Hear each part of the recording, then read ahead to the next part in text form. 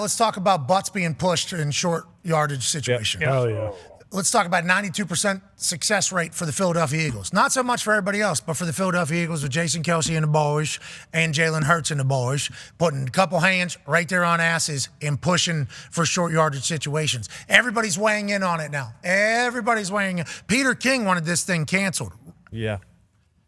Exiled from the game. Get it out. It's boring, it's stupid, it's dangerous, it's rugby, is what Peter King said. Then Jason Kelce comes out and says, we take concepts from every sport. You don't like rugby? Oh, sorry, Peter King. Okay. You're so highbrow. You don't like the toughness of rugby. And then he also pointed out the fact that other teams aren't as successful as the Philadelphia Eagles. You're also kind of undercutting the skill that it takes and the power that it takes and the technique that it takes to kind of have this be a successful operations. Now we got defensive players from around the NFL and ex-NFL players.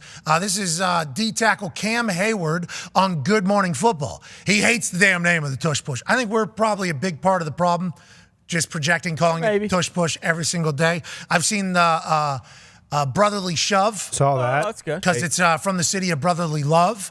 But whatever the case, we know what we're talking about. The only thing that's wrong with this play is that the offensive line isn't set. It's a hard play to stop. It's 11-on-11 football, and you need to find a way to stop it. Okay, pretty high-level analysis there from Cam Hayward. Let's go to the next one here from J.J. Watt. Lots to talk about the Tush Push. Hate the name, he says, by the way. Unpopular opinion, if they weren't allowed to push from behind, the Eagles would still be just as successful with quarterback sneaks. Yes, it helps, but the push isn't the reason it's successful. The O-line and Jalen are. JJ's echoing what Jason Kelce said, like, hey, let's have a little bit of respect. Now, Richard Sherman dove in on the rules and whether or not it's fair. My problem with the Tush Push, he didn't care about the name, is the NFL literally banned defensive players from pushing other players in the offensive formation on field goals and PATs because it was a health and safety violation. But now it's okay because it benefits the offense. And Richard Sherman echoes the sentiments of a lot of defensive players that says that the NFL is actually creating rules to make defense hard and offense easy. I think that's a matter of fact, but I also think the game's in a good spot, so it's going to continue to happen. So whenever you think about all this from Richard Sherman and from all these other boys, AJ, as a guy who's the all-time leading tackler for the Green Bay Packers, what are your thoughts on it? Should it be changed? Should it be adjusted? And how do you stop it? I don't think I've never called for the old Tush Push to be banned. I think, like Hayward said, you got to find a way to stop it.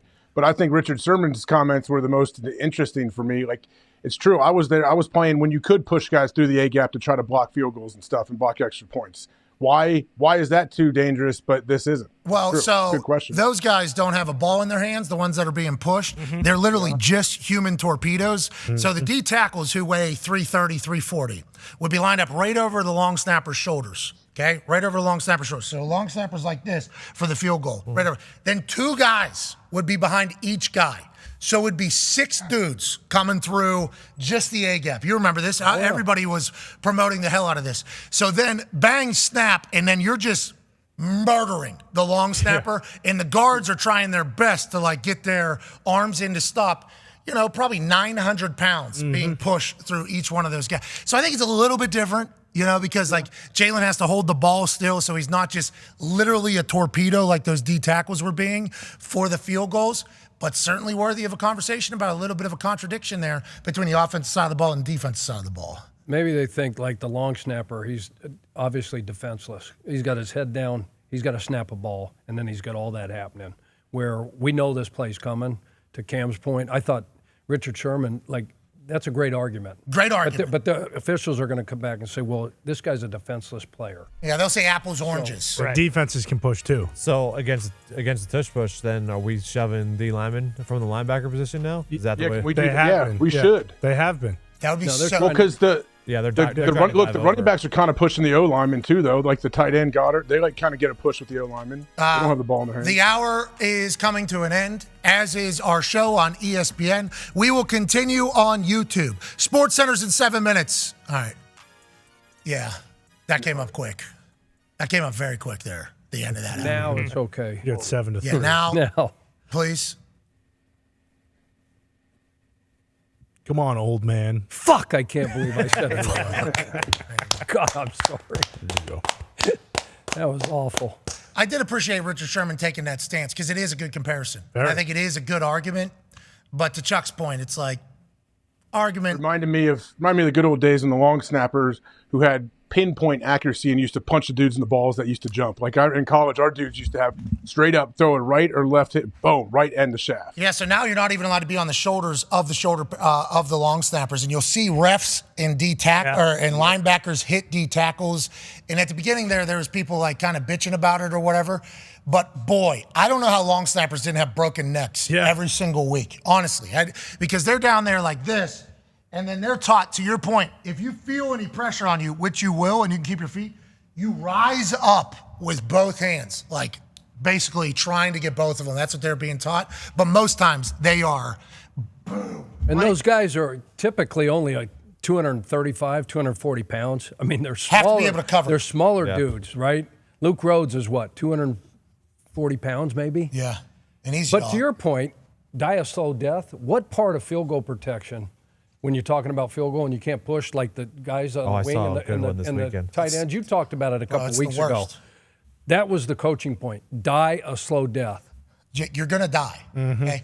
Congratulations, you scored a touchdown. Way to go. But then you got interlocked, AJ, right? You're interlocked with the wing, and then your leg gets caught, and you get a blown out. Jeez, it's even worse. You're doing this one here. That was my least favorite part of being a kicker, you know? Whenever I was going to practice, I wasn't going to practice in high school. Probably should have. Maybe would have ran a little bit more fakes, had a little more fun, but I was playing soccer at the time. Everybody thought that's where I was going. But my first time at practice, watching the offensive linemen, like what they're being taught for me to kick a field goal. Yeah. And I'm like hearing it, I'm like, these guys gotta fucking hate me. Oh my God. And then I miss like a short one. I'm like, I am so sorry. Like I am so sorry. Vinatieri, same way, even through like being in the NFL. Like you'll see a nice ass slap from Vinatieri for the boys. Like, hey, thank you, boys. Thank you, boys. Thank you, boys. Because the extra point, think about the extra point. That drive was probably long. They're exhausted. They've been literally hand-to-hand combat with people for this entire drive. Now, yeah, you're about to get your ass run over. And you should be happy you get to do this.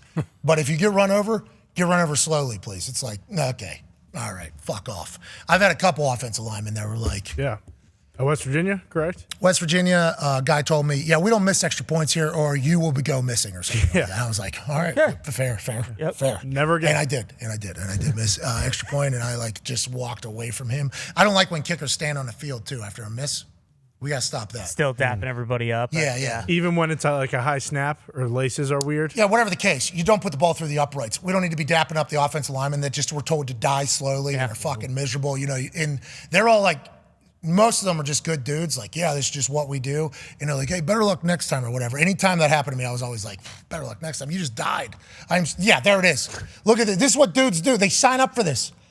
Well, they don't sign up. They're forced to do that. That's in the middle of the game. Get back up. You got more plays. You're lucky to be here. You're lucky to be here. We're going to put both arms out, try to get wide, and just get your hands on three people. Hey, how can you be the most vulnerable possible? I don't know. Let me spread out my legs.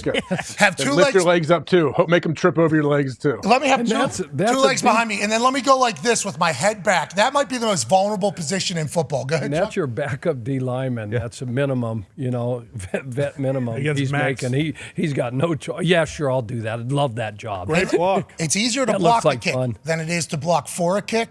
But if you block a kick, I think you're winning like 70% of games or something like that. So so important, so vital, so miserable. They're coming after the kickoff. Trying to change rules. Yeah. It's like maybe a thought should be, let's figure out how to do this a little bit safer. Yeah.